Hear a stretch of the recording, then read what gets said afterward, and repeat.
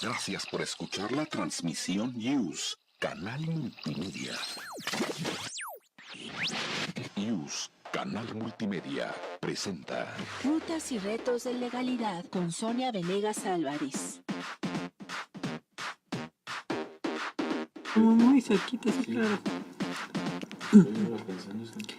Buenas tardes a todos, bienvenidos a su programa Rutas y Retos de Legalidad, en donde, como siempre, analizamos temas relacionados con la materia administrativa, el derecho administrativo, derechos de los ciudadanos, políticas públicas, justicia administrativa, disciplinas especializadas dentro del área administrativa.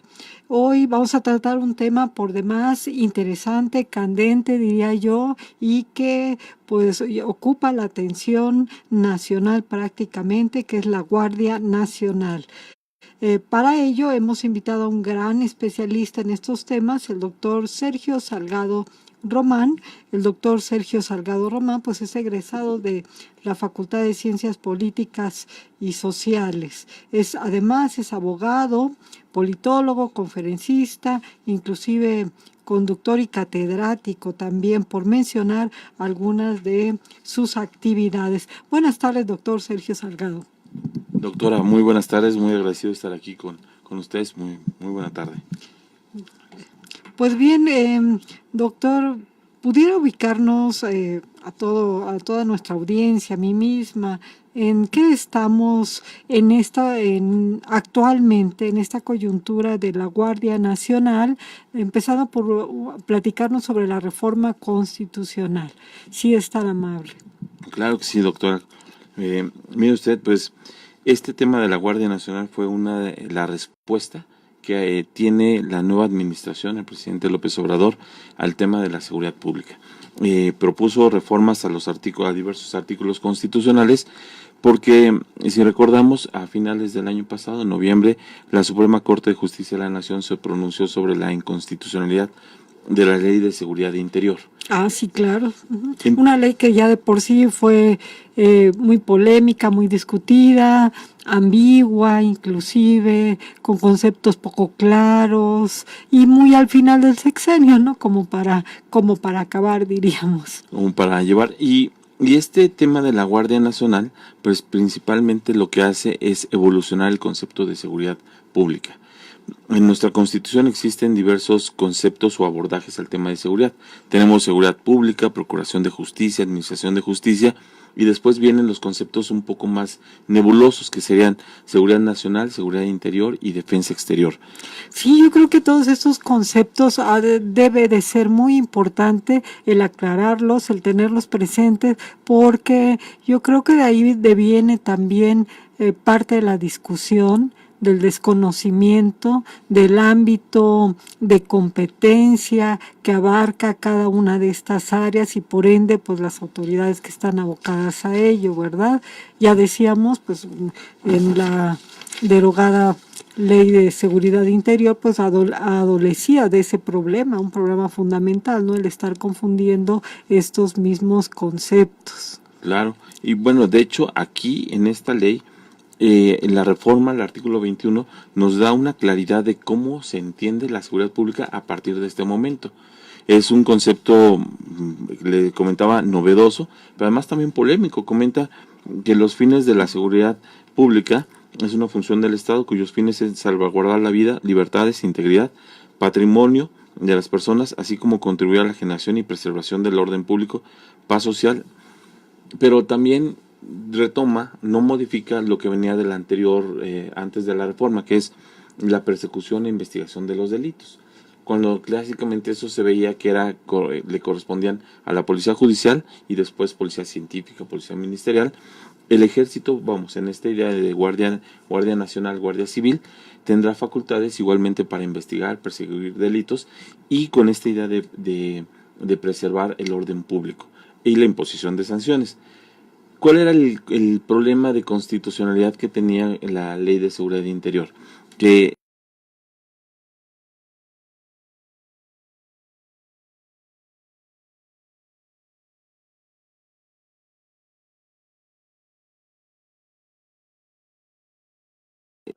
pues el tema de seguridad interior y defensa exterior. En el caso de la seguridad pública, pudiéramos decir entonces de que se trata precisamente de salvaguardar la vida, la integridad, el patrimonio de las personas, de todos los ciudadanos. Así es, ya está conferido de esta manera y constitucionalmente siempre se había atribuido esto a los municipios, a la seguridad pública municipal.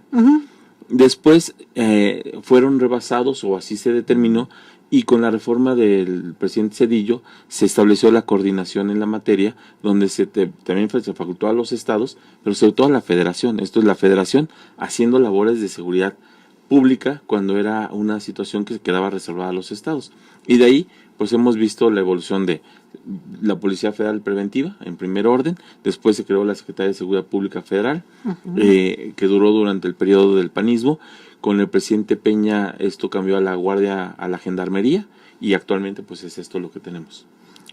Bien, ¿usted cómo percibe este cambio constitucional? ¿Es correcto o habría que haberlo dispuesto en algún otro precepto para pues para un poco para delimitar, ¿no?, lo de otro tipo de funciones de persecución de los delitos? Claro, lo que observamos es que el país, los defensores o los colectivos de derechos humanos califican que esto es militarizar el país. Habría que decir que el país ya lleva militarizado 20 años, o sea, 20 años, y 20 años en la misma política, en una política donde la federación es la que asume estas funciones. Nuestra posición y nuestra crítica que hemos hecho es que el constitucionalismo y el Estado mexicano y dentro de la colonia y demás, el municipio tiene una función muy importante y muy fuerte. Es el primer gozne de gobernabilidad, y si se debilita al municipio y se fortalece a la federación, hemos visto que no es la solución. Por el contrario, hay que fortalecer al municipio, porque los policías de proximidad, los policías son los que conocen en la colectividad qué persona es la que está pues aportándose un poco del margen de la ley. Pero cuando tienen esta estrategia de estar desplegando fuerzas del Estado y fuerzas letales, y lo están desplegando sin la inteligencia necesaria, pues hemos visto que no ha sido la solución. 20 años de experiencia en la materia, en militarizando al país, no es la solución. Quizá esta reforma no es la mejor, pero es a la que llegaron los actores. Tampoco es la propuesta que mandó el presidente. Bueno, ahorita vamos a hablar acerca de ello. Entonces, desde su punto de vista, pues esta militarización desde su punto de vista y desde la experiencia propiamente, ¿no? En los últimos años vemos en efecto que hay una militarización, sobre todo en aquellos lugares en donde empieza a haber problemas muy particulares de violencia más frecuente o de violencia más acentuada. De pronto se envían las Fuerzas Armadas, diríamos coloquialmente se calman un poquito las aguas, y vemos que se quedan ahí, pero ya no evoluciona a mejor, ya no se resuelve el problema propiamente de la seguridad. O sea, por el hecho de que lleguen los militares, probablemente en ese momento se calman las cosas, pero no hay una respuesta real a la necesidad. O sea, sigue habiendo actividad delictiva, ¿no? Esa es la percepción que tenemos como ciudadanos también, ¿no?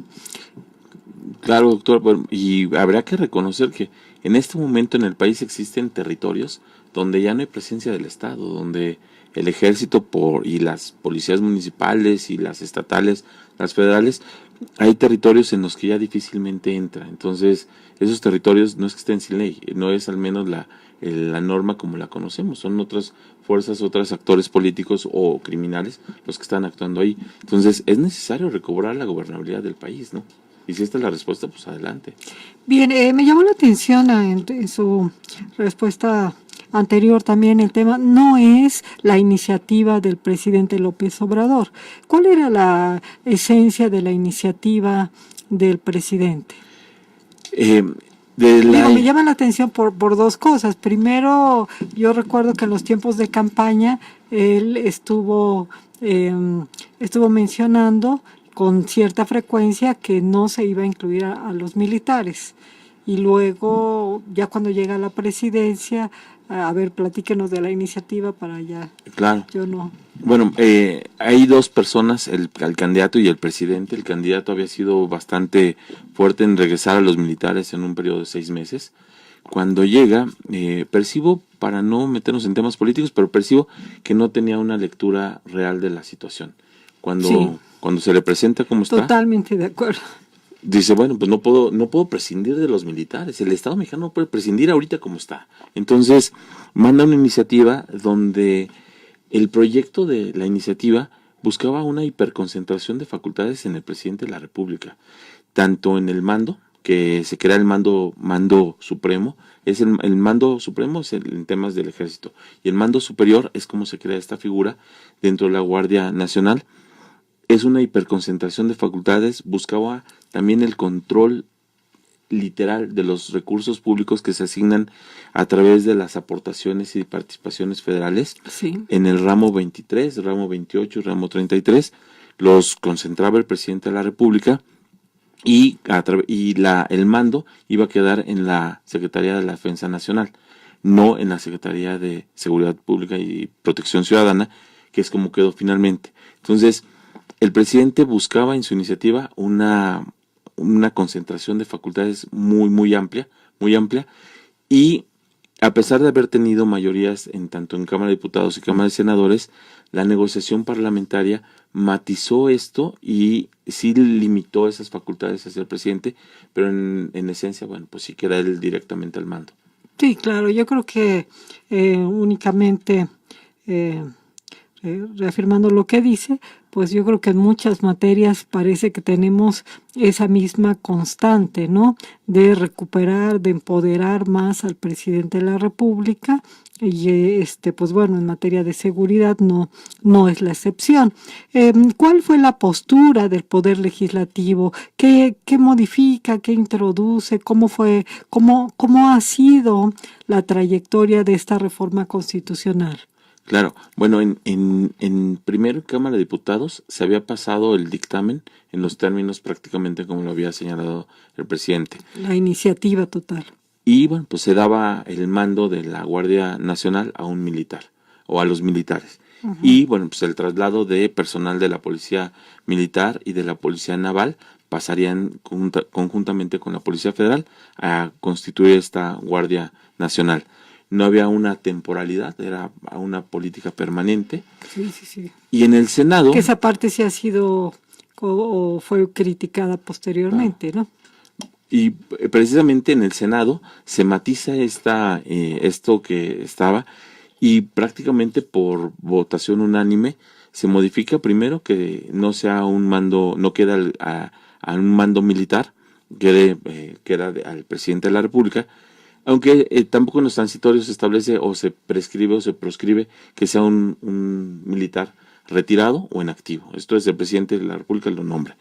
También se modifica el tema de los presupuestos, muy importante. Sí, claro. Se establece una temporalidad de que se va a revisar. Se cuenta con un año una vez aprobada la reforma constitucional para que se lleven a cabo las adecuaciones, 3 leyes en particular, y una vez que entre en operación, que se estima en el primer año de gobierno del presidente, en los 5 años siguientes se revise, anualmente con informes, y en 5 años se revise si se autoriza o no la permanencia de la Guardia Nacional. Entonces, básicamente estos principios, el control del legislativo, el hecho de que sea una temporalidad y un mando civil, son los cambios que no obtuvo la iniciativa del presidente, principalmente. ¿Y cómo se encuentra actualmente? ¿En qué estado está esta reforma constitucional? Bueno, precisamente, fíjense que el día de ayer 28 de febrero, ya la Cámara de Diputados aprobó el dictamen, y de hecho, pues aquí lo tenemos aquí, es la minuta proyecto de decreto porque se reforman adiciones. Mire qué puntual. Ayer ya se aprobó, entonces este dictamen, ayer 28 de febrero del 2019, este es el que se manda a las legislaturas de los estados ya prácticamente para conjuntar el voto de 17 legislaturas para que eventualmente ya esta iniciativa ya quede como reforma constitucional plena. Entonces, pero ya ahorita ya prácticamente las legislaturas solo dicen sí o no, pero ya no pueden modificar, y ya tenemos este es ya prácticamente lo que se aprobó por el Congreso de la Unión. Previamente, ¿no existía ya la figura de la Guardia Nacional en la Constitución? Bueno, la Guardia Nacional viene desde el siglo XIX, Sí, ¿verdad? viene desde la Constitución del 57, pero tenía una connotación muy, muy diferente a la que se le da ahora, porque la Guardia Nacional era un ejército en reserva. Ejército en reserva para echarlo a andar en casos de invasión o perturbación Exacto. grave de paz pública, no para no ser una fuerza operativa permanente. Y con este cambio, pues ya deja de ser no algo de reserva, sino es una fuerza operativa permanente en temas de seguridad pública, no en defensa exterior o en seguridad interior como estaba prevista.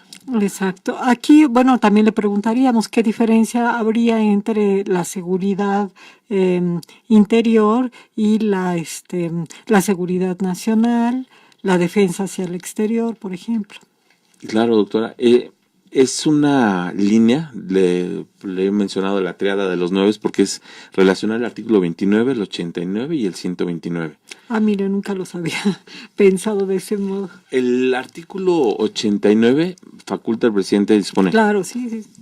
Son facultades y obligaciones del presidente. Con la reforma del 2004 del presidente Fox ahora queda preservar la seguridad nacional en los términos de la ley, así como disponer de la totalidad de las Fuerzas Armadas, Fuerza Aérea Armada y Ejército, para la seguridad interior y defensa exterior. Es la única referencia que hace a defensa exterior y seguridad interior. De ahí, ¿qué es lo que hacemos? Irnos al 29, porque el 29 deja muy claro estos conceptos. Señala, en los casos de invasión, defensa exterior, perturbación grave de la paz pública, seguridad interior, o cualesquiera otros que pongan en grave riesgo a la población civil. Esos tres supuestos son los que el ejército operativamente lleva en los planes de defensa nacional. Plan de defensa nacional 1 es el supuesto de invasión. Perturbación de grave de la paz pública, que sería sedición, amotinamiento, rebelión, guerra civil, echa a andar el plan DN2. Y cualquier otro que ponga en grave riesgo a la población civil es el DN3, el que siempre escuchamos. Que claro, en casos muy sonados, ¿no? Como que a veces lo confundimos con desastres naturales, pero no es defensa nacional. Entonces, esos tres supuestos los deja muy controlados el constituyente permanente, el poder revisor. Es decir, solo en casos muy graves el presidente puede hacer uso de estos. Y después el 129, que era el otro que le comentaba, señalaba, solo en tiempos de paz, el ejército debe estarse en los cuarteles. De ahí que tenemos tres conceptos: seguridad interior y defensa exterior, es invasión y perturbación grave de la paz pública, el ejército. Y queda el de seguridad nacional. El seguridad nacional se incorpora en el año 2004 con el presidente Fox. Fue muy polémico el constitucionalizar una política discrecional que es la seguridad nacional, que ya tenía más de 50 años que el ejército venía operando esta política de seguridad nacional, y a partir del año 85 los civiles, en el 88 se crea el CISEN, pero seguridad nacional el constituyente lo dejó muy claro: solo son investigaciones para aquellas amenazas y riesgos que atenten contra el Estado mexicano. Y esas investigaciones, lo deja muy claro, no son operativas. No. Para ello se establece un ciclo de inteligencia, que es lo que hace el CISEN o el Estado Mayor Presidencial, ahora ya desaparecido, bueno, fusionado o la sección segunda del Estado Mayor del Ejército. Es lo que hacen para que procesan información, elaboran productos de inteligencia para que los tomadores de decisión pues tomen esas decisiones con la mayor certeza y fiabilidad. Entonces son tres conceptos muy distintos. Sí. Y hoy meten Guardia Nacional en esta idea donde seguridad pública ven el problema de seguridad pública como temas de seguridad nacional. Ahí está lo cuestionable, doctor. Ah, ya. Sí. Se va a volver polémico a esta situación, ¿no? Claro. El involucrar a la Guardia Nacional en un tema que pues es prácticamente de investigación y máxime si el titular pues va a ser un militar, ¿no? Claro. Cualquiera que sea. ¿Cuál es la relación? Porque también pues ha sido muy comentado el entorno de los derechos humanos y esta figura de la Guardia Nacional, ¿no? Porque precisamente yo creo que a partir de ahí fue que nace el debate si los militares deberían o no llevar a cabo este tipo de tareas pues de seguridad interior propiamente. Claro, bueno, seguridad pública. En diversos dispositivos aquí de la reforma se hace mención a derechos humanos, se coloca en primer orden. ¿Cuál es lo que se cuestiona del otro lado? Del otro lado, los colectivos, y con estadísticas en mano, señalan que las violaciones graves a derechos humanos, las recomendaciones de la Comisión Interamericana de Derechos Humanos y las sentencias adversas al Estado mexicano, condenatorias al Estado mexicano, en buena parte de ellas está involucrado el ejército. En el Rosendo Radilla, en el de los ecologistas en Guerrero, en el caso de las indígenas que ahorita siempre Ortega... Sí, recuerdo que hubo una sentencia del entonces Tribunal Federal de Justicia Fiscal y Administrativa, ¿no? Sí. El caso, Digna Ochoa, que ese fue civil, pero Selvas Negras, en varios de estos, Tlatlaya, Tanguato, Ayotzinapa, el ejército ha estado relacionado. No digo si ha sido el actor principal, pero ha estado relacionado. Claro, ese es el otro punto, que ni siquiera se ha esclarecido, ¿no? Y del todo. Entonces, doctora, pues ahí el tema es de que a los militares se les instruye bajo una doctrina, que es la doctrina de guerra. La doctrina de guerra es en una educación militar castrense de relación amigo-enemigo, los enemigos del Estado. Y se les entrena desde las 5 de la mañana hasta las 8 de la noche en esta doctrina de guerra, precisamente prepararlos para una fuerza letal frente al enemigo.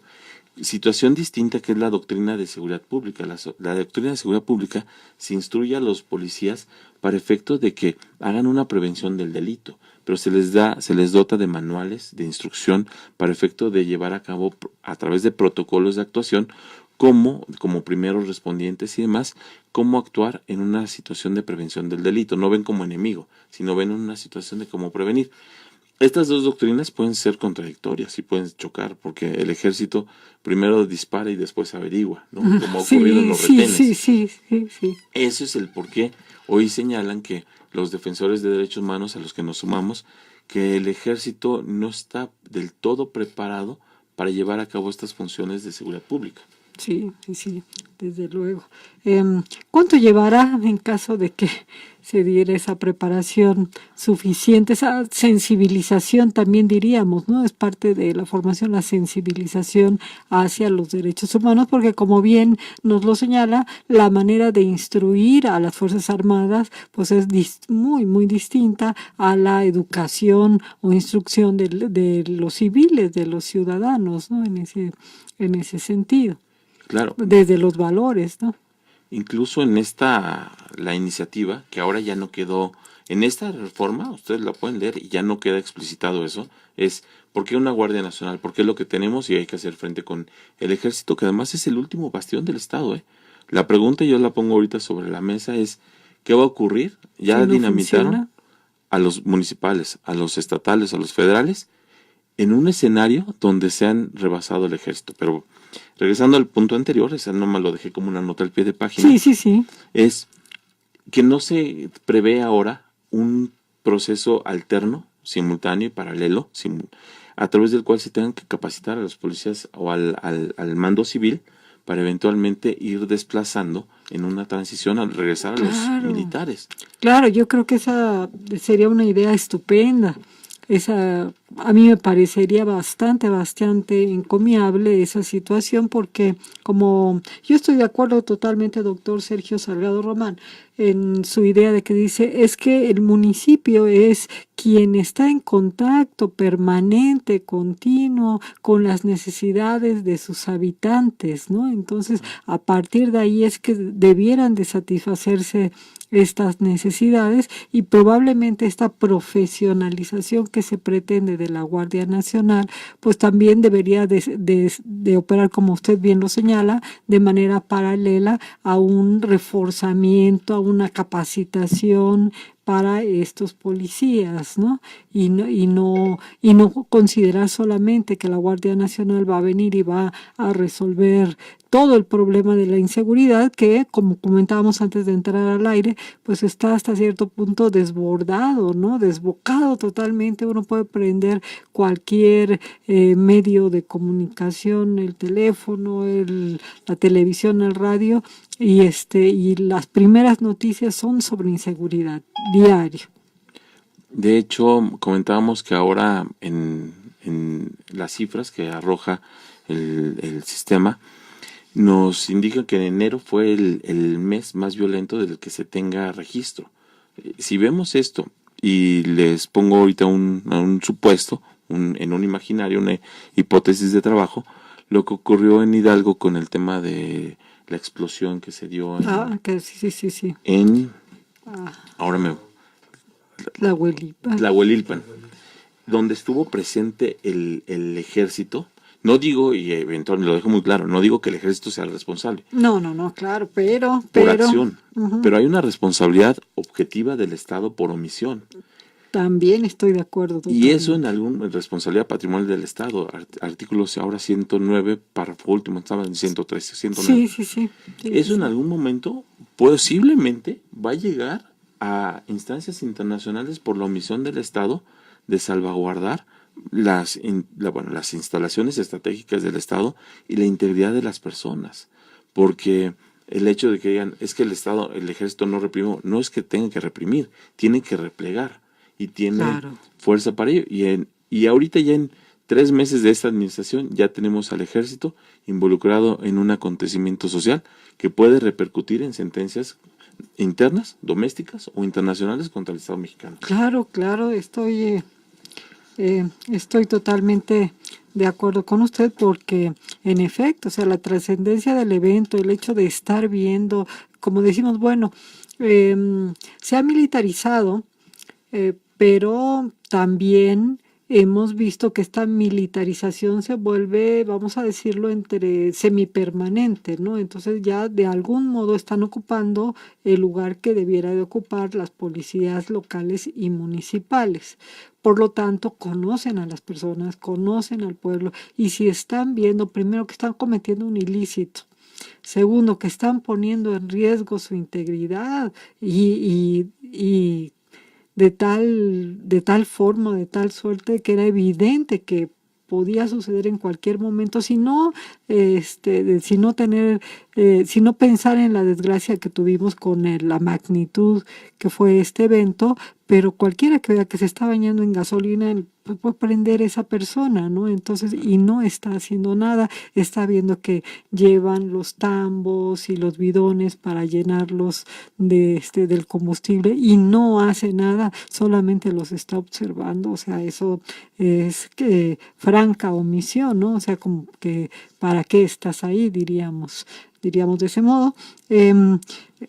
Quisiera recordarles que estamos transmitiendo en vivo desde Avenida Universidad 2219 a un costado de Ciudad Universitaria, en las instalaciones del Sistema de Universidad Abierta y Educación a Distancia de la Facultad de Derecho, invitándolos también a que nos sigan a través de Facebook en la página Seminario Derecho Administrativo, Facultad de Derecho, turno vespertino. Enviamos saludos a la doctora Irene Trejo, a Antulio Ontiveros, Nayar Paredes Nieto, que van siguiendo nuestra transmisión, y claro, también tenemos amigos que nos siguen cotidianamente, sin embargo, pues no nos escriben, ¿verdad? Pero de cualquier manera, muchas gracias. En esta reforma, entonces, nos platicaba doctor Sergio Salgado Román, especialista en estos temas de Guardia Nacional, que el presidente termina un poco empoderándose, no obstante las modificaciones que en el Senado se elaboraron. ¿Cuáles son estas facultades que va a tener el presidente? Porque yo creo que es importante, Diego. Claro, de hecho es interesante porque, bueno, además de todas las reformas, se le dota al presidente, se le crea el carácter de mando superior, así como tenemos en las Fuerzas Armadas el mando supremo. Se establece un sistema de responsabilidades, así como existe el fuero de guerra, se establece un sistema de responsabilidades a través de la disciplina militar, como le denomina aquí. Se van a crear 3 nuevas leyes. 2 de ellas yo las veo un poco polémicas por lo siguiente: se crea la Ley Nacional sobre el Uso de la Fuerza y la Ley Nacional del Registro de Detenciones. ¿Por qué hago este comentario? Porque pareciera que se rompe el sentido de la codificación de lo que es la legislación o la miscelánea miscelánea penal, Código Nacional de Procedimientos Penales. Se establece también, bueno, dentro de estas facultades que se le dan al presidente de la República, es para designar libremente al mando, y una muy importante que aquí pareciera que es regresamos al punto inicial de todo esto. Se faculta al presidente en los transitorios para que él pueda seguir aplicando la política militar a través de las Fuerzas Armadas, como lo conocemos hasta ahora. Prácticamente señala ahí una limitante que se llevará a cabo esta policía, lo dejo ahorita, lo encuentro, pero Sí. el ejército puede seguir utilizando, el presidente puede seguir apoyándose en las Fuerzas Armadas paralelo a la Guardia Nacional, en las mismas, eso está en los transitorios. El presidente le limitan en el tema del uso discrecional de los recursos públicos, pero los estados tendrán que hacer estas aportaciones. Si ellos solicitan la intervención de la Guardia Nacional, tendrán que hacer evidentemente su desembolso de recursos para el sostenimiento de estas. Yo lo vería, doctora, que no miremos esta reforma de manera aislada, sino que también tenemos, por otra parte, la iniciativa que ya también pasó del presidente de la República, de el catálogo de delitos que son objeto de prisión preventiva oficiosa. Ujú. Si vemos esta lógica de criminalizar o, bueno, establecer como prisión preventiva oficiosa temas de corrupción, delitos electorales, es un endurecimiento del Estado mexicano, es un endurecimiento frente a una política, y el tema que le comentaba es qué va a ocurrir en un escenario donde esto no sea la respuesta. Si esto, para nosotros comentamos que cuando una persona llega con un cardiólogo, el cardiólogo, salvo que evidentemente lo sea, Sí, claro. no lo pasan a quirófano, se requieren análisis, un diagnóstico. Un internista, otro tipo de especialistas Claro, que lo valoren y las que lo preparen, se puede tomografías, decir, bueno, claro, claro. quizá estamos hablando, bueno, yo de un lenguaje que no conozco del todo, pero No, pero tenemos la idea. aquí, ¿cuál sería el punto? ¿Cuál es el diagnóstico que tiene el presidente frente a este problema que es la seguridad pública? Y ese diagnóstico no quedó presente. Ese diagnóstico no lo tenemos. Las cifras de homicidios y a través de armas de fuego van en aumento. Los secuestros están en aumento. Esta cifra no la invento yo, están ahí presentes en el Sistema Nacional de Seguridad Pública. Además que hay una cantidad ya de ONGs dedicadas al análisis, al estudio y a la presentación periódica de este tipo de información, y además con una veracidad aceptable, ¿no? Claro. Son organizaciones muy serias. Claro. Y entonces, pues hoy tenemos esta respuesta del Estado mexicano. Le comentaba que yo percibo a los militares tampoco que están satisfechos con estar haciendo esta labor, que es la más ingente, porque si algo sale bien, pues es tu trabajo. Pero si algo sale mal, pues inmediatamente el No responsable hiciste tu trabajo. No los veo tampoco del todo satisfechos, porque dicen, bueno, ¿y qué han hecho los civiles para nosotros vamos a salir en esta labor y eventualmente vamos a llevar un desgaste? No los veo satisfechos. ¿Y qué es lo que comentaríamos? Pues que es necesario establecer ese periodo de cómo retornar a los militares a los cuarteles, cómo hacerlos, cómo empoderar a las fuerzas civiles, cómo limpiar esos temas de narcotráfico, los temas de delincuencia organizada. No pasa inadvertido que se faculta a la Guardia Nacional, se equipara, se homologa el uso de armamento que tiene la Guardia Nacional con el de las Fuerzas Armadas. Prácticamente es el mismo.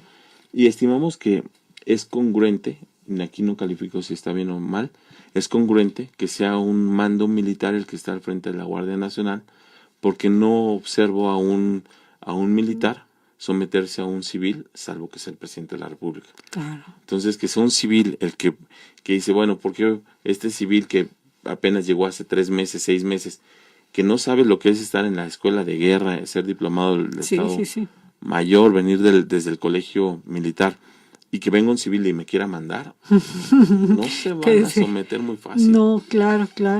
No, para nada. Es sumamente estricta, dura la disciplina castrense. ¿Quiénes integran o quiénes van a integrar la Guardia Nacional? Esto, pues, va la pregunta también en el tenor de que, pues, sabemos que hubo convocatorias, de que ha habido gente interesada y dice, bueno, pues no tengo trabajo, me voy a la Guardia Nacional. Inclusive yo en algún programa, doctor Sergio Salgado Román, escuchaba yo, no le voy a decir un egresado de qué facultad porque voy a herir su susceptibilidad, pero decía pues que se vayan todos los egresados de la Facultad de Derecho como miembros de la Guardia Nacional, pero hacían una expresión de Claro. sí, un tanto irónica. Bueno, en principio, resulta también un dato que hay que apuntar. El presidente desde enero lanzó la convocatoria para reclutar a los jóvenes que iban a ser a integrar. Cuando se le advierte al presidente, oiga, ¿cómo recluta si todavía no está la reforma constitucional y el marco legal? Esa era la pregunta. Hay un principio básico de un Estado de Derecho, ¿no? De legalidad, pero más allá de ello, ahorita quiénes lo van a integrar, y aquí en los transitorios viene muy claro. Se va a integrar la Guardia Nacional actualmente, nos indica, con los elementos de la Policía Federal, la Policía Militar. Policía Federal, Policía Militar. Y Policía Naval. Y Policía Naval. Esto en tanto se entra en vigor la legislación correspondiente, la Ley de Guardia Nacional, para empezar a reclutar o empezar a tener reclutas que sean los que formen, ¿no? Los que... Y ahí es donde surge nuestra inquietud, y creo que lo compartimos, ¿no? Empezar a reclutar cuando originalmente había policías locales, policías municipales, ¿no? Hay un tema, doctora, que es un acto ingente, sí lo califico, me responsabilizo de mi dicho, del Estado mexicano frente a sus policías. Hay una reforma que se dio al artículo 123, apartado B, fracción 13, que palabras más, palabras menos, dispone que los militares, los policías, ministerios públicos, peritos, podrán ser separados de su cargo si al momento de la remoción no cubren los requisitos que establezcan las leyes al momento de la remoción para su permanencia. Esto es, un policía entró en el año 2000, habían 5 requisitos. En el año 2019, el legislador modifica, aumenta 2 más. Aplicación retroactiva, seguridad jurídica. Exacto. Y entonces esta reforma, que pues sería también un acto de cortesía y de reconocimiento a las personas que se están jugando la vida, que les han disminuido hoy los salarios por esta determinación, esta política pública de la Ley Federal de Remuneraciones, les han quitado sus seguros de vida, gastos médicos para algunos. Y dicen, yo me la estoy jugando y el Estado mexicano me dice que en cualquier momento me puede remover, y es lo único que sé hacer. Desde joven me he dedicado a ser policía y hoy me pueden despedir y no sé hacer otra cosa. Me despiden, estoy preparado para esto. Si me hieren o alguna situación, no tengo seguro de gastos médicos, me tienen que mandar a la seguridad pública, a seguridad social pública, con lo que sabemos que significa. Y hoy hubiese sido una muy buena oportunidad también, doctora, y es una crítica que hacemos a esta reforma, de que el Estado mexicano no está viendo por su personal, no está viendo por ellos, porque los militares, pongo un ejemplo así muy rápido, estamos hablando de un integrante de la Guardia Nacional que proviene de la Policía Federal y un integrante de la Guardia Nacional que proviene del Ejército. Uh-huh. En una situación de esto que estoy comentando, que salen heridos y demás, a uno lo van a mandar al ISSSTE y al otro se puede ir al hospital militar. Claro. La atención es muy distinta. Diametralmente opuesta, sí. Y además, pues eso es a lo que me refiero, que podríamos haber hecho un reconocimiento de que esa norma constitucional retroactiva, que si bien está salvada en el primero constitucional, podría haber reconocido, volver a darle la valía como personas íntegras, dignas, que gozan de derechos humanos a los policías. Y no fue así, no quedó. Bueno, interrumpo solamente para decirle que le envían saludos Fernando Lugo, que es un estudiante de la maestría, ya casi concluyendo, Lorena Eligio Becerra y Alejandro G. Me dice aquí. Bueno, entonces... saludos a ellos y a todos. Sí, claro, un saludo. Gracias. Bien, ¿cómo se integran los planes de defensa nacional? Bueno, sí es pregunta, ¿verdad? Sí, por favor. Los planes de defensa nacional es un tema un tanto, y bueno, además es natural que sea así, son reservados, son secretos, pues si no, es la estrategia que tenemos nosotros para hacer frente al enemigo. Pero en la ley orgánica, tanto del Ejército como de la Armada de México, vienen explicitados estos. ¿Qué son los planes de defensa? Los planes de defensa son escenarios hipotéticos de cómo hacer frente el Estado mexicano en una situación de invasión, en una situación de insurrección, en una situación donde el mando civil por alguna situación caiga. Pongo un ejemplo, y es un ejemplo hipotético, evidentemente. El 1 de diciembre del primer año de que sale, o el último año de que sale el presidente saliente, o el primero que entra. Por alguna razón desaparece San Lázaro, y ahí está el presidente saliente, entrante, gabinete entrante, saliente, están los 628 legisladores federales, están los 32 ejecutivos locales, está la Suprema Corte de Justicia de la Nación, están, bueno, todos. ¿Y qué ocurre? Imaginemos en una situación que desaparece el poder civil. Para eso el ejército, en este Plan de Defensa Nacional 2, el ejército tiene previsto, de acuerdo al número de entidades federativas, el número de regiones militares y zonas militares. En ese momento, inmediatamente el comandante de esa zona asume el mando civil hasta en tanto se restituya esta situación. Sí. Esto lo hace pues precisamente por una situación de que tienen que salvaguardar la integridad del territorio nacional y de las personas y del Estado y sus instituciones.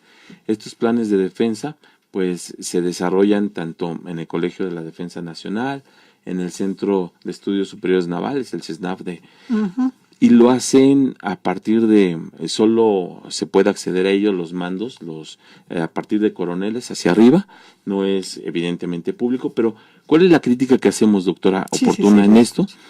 Que la Ley de Seguridad Interior era legalizar, era hacer visible el Plan de Defensa Nacional 2, que era Seguridad Interior.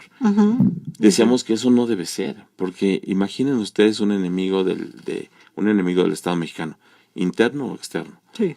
Inmediatamente empieza a observar la capacidad de respuesta del Estado, su organización, y eso no es lo prudente. ¿Qué va a pasar si el ejército se ve superado? Y no es que se vea superado en cuanto a que el ejército deponga las armas y saque la bandera de rendición, sino en una guerra permanente, en un estado de guerra permanente como es el que actualmente llevamos. Hay que reconocer lo que llevamos militarizados 20 años. El responsable de esto se llama Ernesto Zedillo Ponce de León. Calderón lo que hizo fue, si habían 3 militares, Calderón sacó 15. Pero el problema de esto, doctora, es que seguimos apostando a una estrategia que hasta este momento no ha sido la idónea. Es ese. Sí, y como también bien nos ha dejado claro a lo largo de sus respuestas, pues también este nuevo esquema pues no tiene, como dirían ahora los jóvenes, un plan B, ¿no? En caso de, y si llega a no dar los resultados esperados, ¿qué es lo que va a suceder? Porque me pongo un poco en el mismo panorama del sexenio de Peña Nieto, ¿no? Pues ahí está su nueva estrategia, no funcionó y al final nos quedamos, no supimos o no supo qué hacer el Estado mexicano frente al problema y se quedó como en stand-by, ¿no? Mientras que el crimen organizado sigue avanzando, se sigue desarrollando, hay un comercio de armamento increíble, ¿no? Casi en el sobre ruedas venden armamento. Entonces, sí, esto creo que es un aspecto que debería de estarse considerando como para una siguiente política pública, pues casi inmediata, ¿no? Que sea de reforzamiento. ¿Cuál sería su consejo en este sentido? Usted que ha analizado tantos estos temas con mayor profundidad. Pues mire, en principio lo que observamos es, y que fue muy criticada la Ley de Seguridad Interior, si ustedes recuerdan que había sido cuestionada porque señalaban, es que el presidente Peña está preparando la represión porque en la elección va se van a robar la elección, y si recuerdan eso, y entonces el legislador en aquel momento puso un candado. La seguridad interior no podrá ser utilizada como argumento en casos de protestas civiles, ciudadanas y demás. Así quedó. La pregunta está, ¿Guardia Nacional tiene también esta restricción? No. Esto es, Guardia Nacional puede ser utilizada en cualquier caso. En cualquier supuesto, dentro de lo que quepa en este gran paraguas que hoy significa seguridad nacional vestida de seguridad pública. Esto nos lleva a una situación donde es necesario que no solo el Senado de la República, como queda aquí previsto en el artículo 76, sea el que revise anualmente, sino también que exista un control ciudadano, una Contraloría Ciudadana, que también pueda hacer las voces, que se escuche. En este tema dejaron fuera al pueblo me refiero a la Cámara de Diputados, al tema de la Cámara de Diputados. Bueno, eso es bien importante, ¿no? No participa, solo es el Senado el único que va a revisar anualmente el tema de la Guardia Nacional. ¿Y dónde queda el pueblo? Me refiero a la Cámara de Diputados, que también ya lo sacaron del tema de designar a los ministros de la Corte en el artículo 94, y ahora ya nada más es el Senado, en la aprobación de tratados internacionales que tienen una jerarquía superior a las leyes del Congreso. Es el Senado, conjuntamente con el presidente de la República, los que llevan a cabo estas políticas hasta cierto punto discrecionales. La Ley de Seguridad Nacional prevé una comisión bicameral entre diputados y senadores para revisar la política de seguridad nacional.